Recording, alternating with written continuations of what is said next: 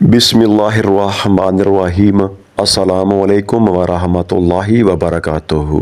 हज़रत अब्दुल्ला बिन अब्बास रज़ियल्लाहु तआला अन्हुमा से रवायत है कि नबी करीम सल्लल्लाहु अलैहि वसल्लम ने फरमाया, मुझे दोज़ख दिखलाई गई तो उसमें ज़्यादातर औरतें थीं जो कुफ्र करती हैं। कहा गया, या रसूलल्लाह सल्लल्लाहु अलैहि वसल्लम, क्या वो अल्लाह के साथ कुफ्र करती हैं? आप सल्लल्लाहु अलैहि वसल्लम ने फरमाया कि खामद की नाशुक्री करती हैं और एहसान की नाशुक्री करती हैं। अगर तुम उम्र भर उनमें से किसी के साथ एहसान करते रहो, फिर तुम्हारी तरफ से कभी कोई उनके ख्याल में नागवारी की बात हो जाए तो फौरन कह उठेगी कि मैंने कभी भी तुझसे कोई भलाई नहीं देखी।